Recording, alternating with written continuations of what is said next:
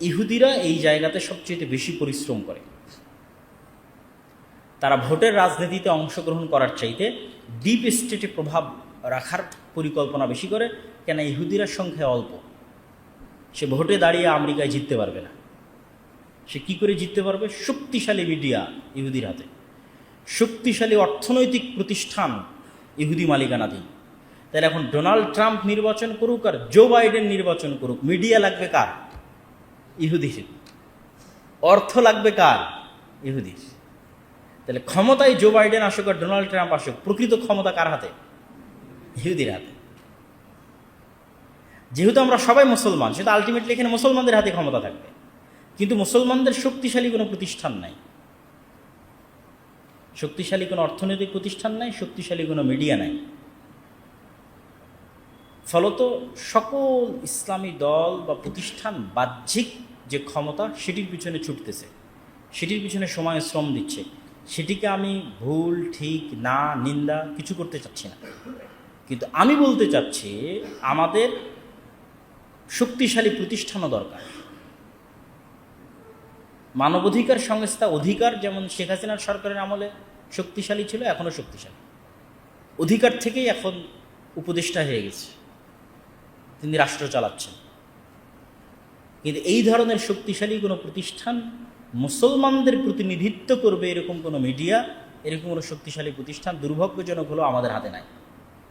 অথবা আপনারা যারা এখানে রাজশাহী বিশ্ববিদ্যালয়ের ছাত্র, যেহেতু সকলেই অনেক মেধাবী, হাজার হাজার ছাত্রের সাথে প্রতিযোগিতা করে এখানে চান্স পেয়েছেন, আপনাদের জীবনেও সামনে যাওয়ার সুযোগ আসবে। তো অন্তত আপনাদের মাথায় যেন এটি থাকে যে মুসলমানদের জন্য শক্তিশালী প্রতিষ্ঠান দরকার, যারা এই রাষ্ট্রের কাঠামোগত ইসলাম বিদ্বেষের বিরুদ্ধে লড়াই করবে। এটা আপনি শক্তিশালী মিডিয়া ছাড়া, শক্তিশালী অর্থনৈতিক প্রতিষ্ঠান ছাড়া পারবেন না। সর্বশেষ যেই কথা সব বক্তব্যে বলতেছি, আজকে ওই কথা বলে শেষ করি। আমরা যদি রাষ্ট্রে ইসলামকে দেখতে চাই, তাহলে রাষ্ট্রে ইসলামের বেসিক এলিমেন্ট দুইটা, সত্যবাদিতা এবং ন্যায়পরায়ণতা। যদিও এটা পুরো ওভারঅল ইসলামেরও বেসিক এলিমেন্ট। আপনি ইসলামের যত মূলনীতি, ন্যায় নীতি, আদেশ নিষেধ, তাওহীদ, সালাত, জাকাত, সকল কিছুর মূল ভিত্তি সত্যবাদিতা এবং ন্যায়পরায়ণতা। কিন্তু রাষ্ট্রে মূলত প্রথমত সত্যবাদিতা, ন্যায়পরায়ণতা। সত্যবাদিতা আল্লাহর সাথে, সত্যবাদিতা মানুষের সাথে। ন্যায়পরায়ণতা আল্লাহর সাথে, ন্যায়পরায়ণতা মানুষের সাথে। আল্লাহর সাথে ন্যায়পরায়ণতা হচ্ছে শিরক মুক্ত, আর মানুষের সাথে ন্যায়পরায়ণতা হচ্ছে জুলুম এবং অত্যাচার না করা। আল্লাহর সাথে সত্যবাদিতা হচ্ছে শিরক মুক্ত থাকা, মানুষের সাথে সত্যবাদিতা হচ্ছে সত্য বলা, সত্য লিখা এবং সত্যের উপর থাকা।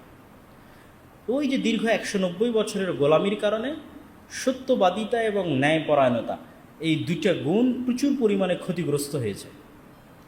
শুধু বাংলাদেশের মুসলমানদের না, ইন্ডিয়ার মুসলমানদের, পাকিস্তানের মুসলমানদের, আফ্রিকার মুসলমানদের, যারাই গোলাম ছিল, ইউরোপিয়ানদের, তাদের সবার এই দুইটা গুণ প্রচুর পরিমাণে ক্ষতিগ্রস্ত হয়েছে, সত্যবাদিতা এবং ন্যায়পরায়ণতা।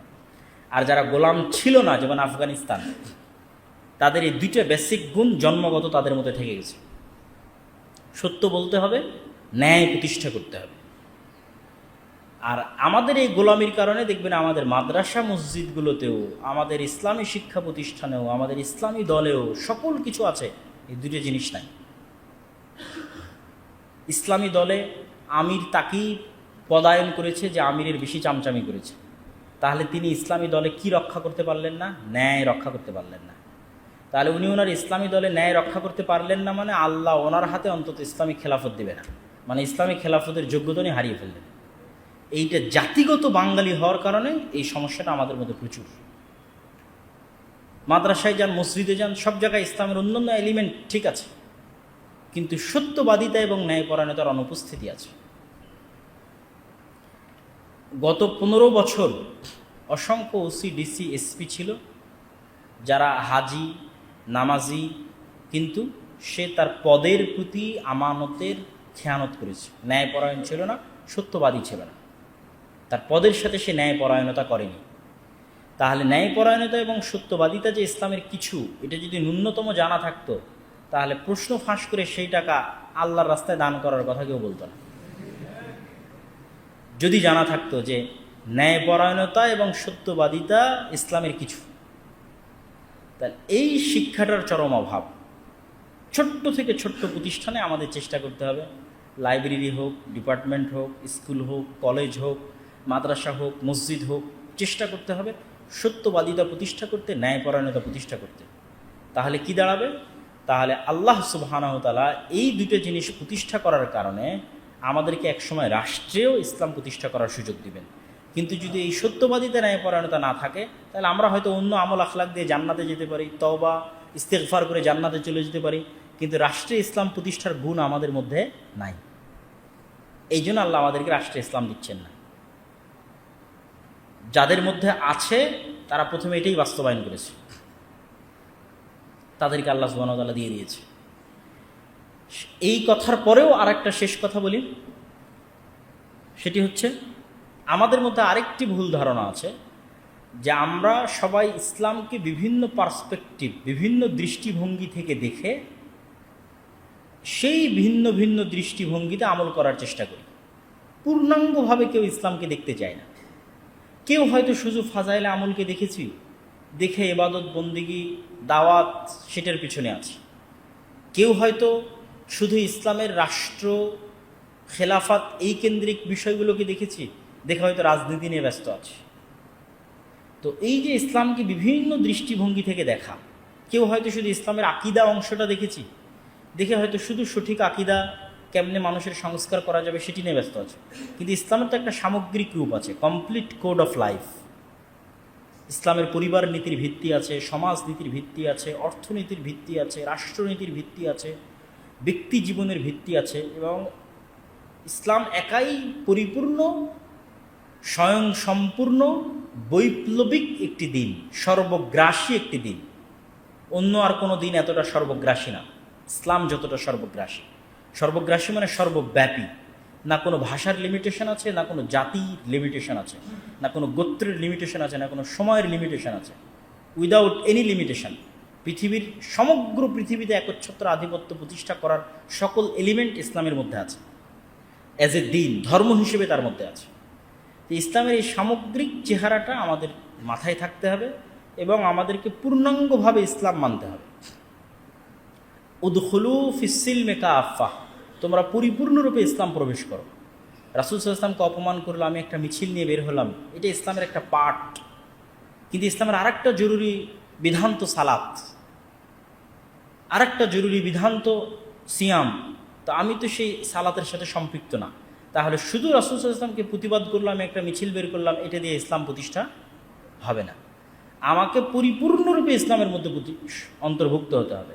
আমার ব্যক্তি জীবন, পরিবার জীবন থেকে সম্পূর্ণরূপে উদখুলু ফিস-সিলমি কাফা, ইসলামের অন্তর্ভুক্ত হতে হবে। এবং এতে আপনার দুনিয়াবি উপকার ছাড়া কোনো ক্ষতি নাই। আর পরকালীন উপকার তো অবশ্যই আছে, কিন্তু দুনিয়াবি উপকারও আছে।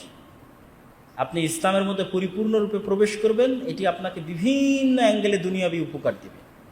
শুধু যদি সালাতের কথাই বলি, তাহলে সময়ানুবর্তী হতে, ডিসিপ্লিন মেনটেন করতে, টাইম ম্যানেজমেন্ট করতে দুনিয়াতে সালাতের চেয়ে তার বড় কোনো উপকারী মাধ্যম নাই, যেটি কাজে লাগিয়ে একজন স্টুডেন্ট তার টাইমকে ম্যানেজ করতে পারে, একজন ব্যবসায়ী তার টাইমকে ম্যানেজ করতে পারে, একজন চাকুরিজীবী, একজন উদ্যোক্তা তার টাইমকে ম্যানেজ করতে পারে, একজন কৃষক তার টাইমকে ম্যানেজ করতে পারে। সেটা হচ্ছে সালাত। আর ইসলামে আর দ্বিতীয় কোনো আদেশও নাই যেটি সকল মুসলমানের জন্য ফরজ করা হয়েছে, সব সময়ের জন্য ফরজ করা হয়েছে। আপনি পুরো কোরআন এবং পুরো ইসলাম ঘেটে আর দ্বিতীয় কোনো ফরজ আদেশ নিতে পারবেন না যেটি ডেইলি আপনাকে করতে বলা হয়েছে। এখনও চিন্তা করেন যে ফরজ হিসেবে করতেই হবে, নিষেধ অনেক কিছু আছে। রমজান সিয়াম পালন করতেই হবে বছরে একবার, হজ আদায় করতেই হবে যদি টাকা থাকে সারা জীবনে একবার, জাকাত দিতেই হবে যদি টাকার মালিক হই।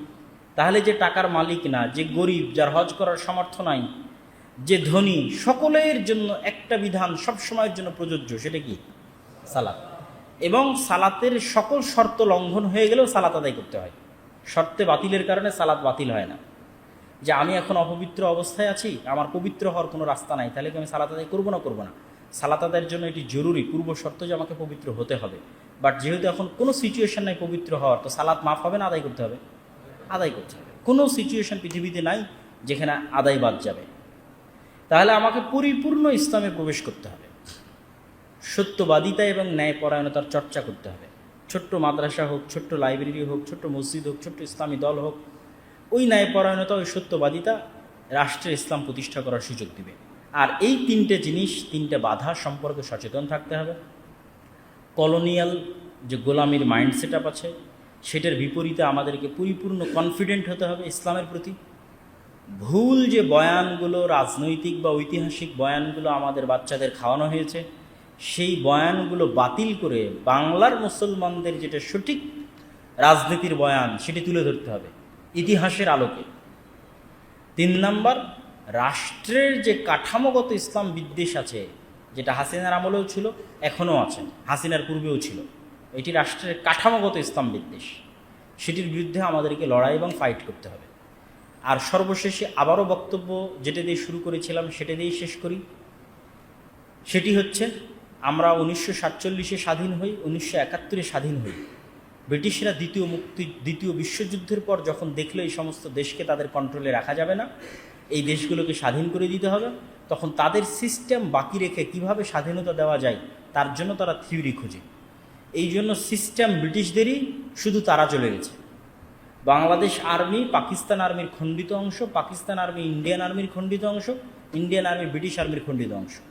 এই জন্য বাংলাদেশ আর্মির যত ল আছে তার সবগুলোর শুরু হয়েছে ব্রিটিশ আর্মিতে। বাংলাদেশের আইন ব্যবস্থা, বিচার ব্যবস্থায় যত বিধিবিধান আছে, যত ধারা আছে, পুলিশ আইন বলেন, সমাজ আইন বলেন, যা আইন বলেন, সবগুলো 1860, 1870 মানে ব্রিটিশ। ওই আইনকে ফলো করেই ব্রিটিশের খণ্ডিত রূপ ইন্ডিয়া, ইন্ডিয়ার খণ্ডিত রূপ পাকিস্তান, পাকিস্তানের খণ্ডিত রূপ বাংলাদেশ। তথা সিস্টেম ওটাই থেকে গেছে, যে গোলামির সিস্টেম সেটিই থেকে গেছে।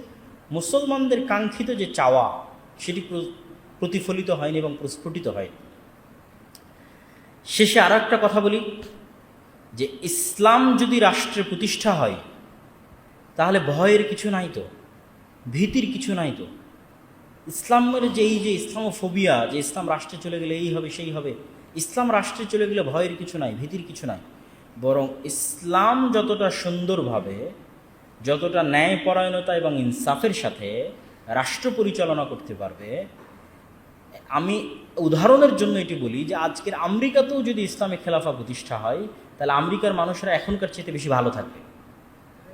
কোন দিক দিয়ে ভালো থাকবে ভাই? আমেরিকায় তো সব কিছু আছে, একটা দিক দিয়ে ভালো থাকবে। আমেরিকার এখন যা সব কিছু আছে সেগুলো তো থাকবেই, আর একটা দিক দিয়ে ভালো থাকবে, সেটা হচ্ছে অর্থনৈতিক স্বাধীনতা। সুদে অর্থনৈতিক স্বাধীনতা নাই, সুদে গোলামি আছে। গোলামি পৃথিবীর সব মানুষের জন্য, ইহুদি, বৌদ্ধ, হিন্দু, খ্রিস্টান, সবার জন্য। এই জন্য আপনি ইংল্যান্ডে যান, ইউরোপে যান, আমেরিকাতে যান, মানবাধিকার আছে, কিন্তু আপনি অর্থনৈতিক স্বাধীনতা খুঁজে পাবেন না। সারা জীবন ইনকাম করে আপনি একটা বাড়ি ক্রয় করতে পারবেন না। যে কোনো প্রবাসীকে জিজ্ঞেস করতে পারেন, অর্থনৈতিক স্বাধীনতার লিমিটেশন আছে, এটি শুধুই অর্থনীতির কুফল। তা আমেরিকায়, ইংল্যান্ডে, ইউরোপে যদি ইসলামী অর্থনীতি প্রতিষ্ঠিত হয়, তো ওই দেশের, ওই অঞ্চলের মানুষরা অর্থনৈতিক স্বাধীনতা ভোগ করবে, অর্থনৈতিক গোলামি থেকে মুক্তি পাবে। এরকম আরও অসংখ্য পয়েন্ট আছে। তো ইসলাম রাষ্ট্রে গেলে কল্যাণই কল্যাণ, সমগ্র পৃথিবীর জন্য কল্যাণ। তো আল্লাহ সুবহানাহু ওয়া তাআলা আমাদেরকে ইসলামের জ্ঞান চর্চা করার এবং এই ধরনের যে অনুষ্ঠানগুলো হচ্ছে, এগুলোকে আরও সামনে কীভাবে টিকিয়ে রাখা যায় গ্রুপ স্টাডির মাধ্যমে, বইভিত্তিক গ্রুপ স্টাডি। এই যে যেমন যারা দিনী সার্কেল আইসি, শুধু এরকম বাৎসরিক বা মাসিক এরকম অনুষ্ঠান না করে, সাপ্তাহিক হোক, ষান্মাসিক হোক, 15 দিন হোক, 1 মাস হোক, বইভিত্তিক গ্রুপ স্টাডি করতে হবে। অসংখ্য গ্রুপ স্টাডি হোক, সমস্যা নেই। রাজশাহী বিশ্ববিদ্যালয়ে 10টা, 15টা, 20টা হোক। যখনই আপনি বইভিত্তিক জ্ঞান অর্জন করবেন, তখন ওই জ্ঞানটা হবে টেকসই এবং স্থায়ী। এবং এই যে ওপেন দাওয়াতি প্ল্যাটফর্ম তৈরি হয়েছে, এটা আল্লাহর পক্ষ থেকে একটি নিয়ামত। এই নিয়ামতের যদি আমরা অবমূল্যায়ন করি, অথবা এই নিয়ামতকে যদি আমরা নষ্ট করি, বা এই নিয়ামতের যদি আমরা খেয়ানত করি, তাহলে এই নিয়ামত আল্লাহ একসময় উঠিয়ে নেবে। আর যদি এই নিয়ামতটার আমরা যত্ন নিই এবং এটির সাথে বাড়াবাড়ি না করি, যে নির্দিষ্ট একটা দল বা নির্দিষ্ট একটি সংগঠন বা কোনোভাবে একটা এমন একটা সিচুয়েশন তৈরি করা হলো যে ওপেন যে দাওয়াতের যে প্ল্যাটফর্মটা আছে, সেই ওপেন দাওয়াতের প্ল্যাটফর্মটা নষ্ট হয়ে গেল, তখন এই নিয়ামতটা কিন্তু উঠে যাবে। তো ছাত্র ভাইদের প্রতি উদাত্ত আহ্বান থাকবে, এই ওপেন দাওয়াতের যে প্ল্যাটফর্ম এখন সূচনা হয়েছে সারা বাংলাদেশের বিভিন্ন শিক্ষা প্রতিষ্ঠানে, এটিকে আপনারা ন্যায়পরায়ণতার সাথে, সত্যবাদিতার সাথে ধরে রাখার চেষ্টা করেন, কারোর প্রতি অন্যায় করিয়েন না, জুলুম করিয়েন না, যেন আল্লাহ সুবহানাহু ওয়া তাআলা এই নিয়ামতটা আমাদের মধ্যে থেকে উঠিয়ে না নেয়, বরং এই দাওয়াতি কাজে আল্লাহ আরও বরকত দান করেন। বলেন আল্লাহুম্মা আমিন।